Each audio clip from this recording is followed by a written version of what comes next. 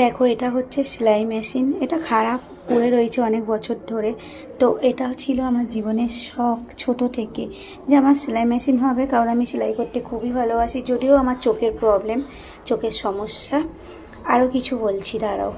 এই বক্সটাও অনেক বছর ধরে পড়ে রয়েছে, খারাপ একটা বক্স। এটাও আগেকার যুগের, অনেক প্রাচীন।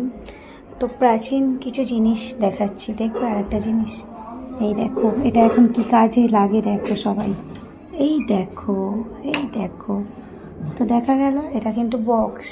আর একটা জিনিস দেখাচ্ছি। আসলে আজকের ভিডিওটা হচ্ছে প্রাচীন যুগের কিছু নিয়ে, ঠিক আছে? তুই কি করতে এসছিস? তুইও প্রাচীন যুগের, সরি, এই যে হচ্ছে চিলেকোঠা। এই ঘরটাও দেখো কেমন, দেখছো? এই দেখো, এই দেখো, এই ঘরটা তালা দেওয়া না, মানে কেমন। আর এই ভেতরটায়ও অনেক, এই ভেতরটায় ঢুকলে একটা বাচ্চা আটকে গেছিলো।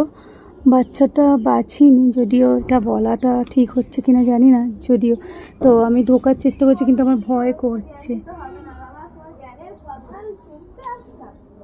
তো দেখছো, তুই ঢোক না, দেখি তোর কিরম সাহস। যাই হোক, আমারও ভয় লাগছে, বেরিয়ে আসি। ঘরের চারপাশটা, এই যে ঘরের চারপাশ, এটা অনেক পুরনো পুরনো জিনিস।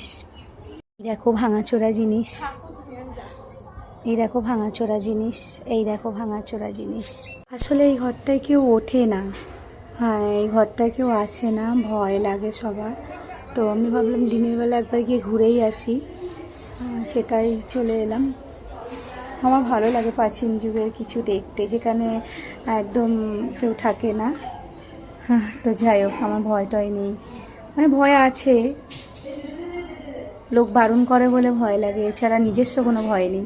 তো যাই হোক, তোমাদেরকে দেখালাম, তোমরা দেখলে অসংখ্য ধন্যবাদ।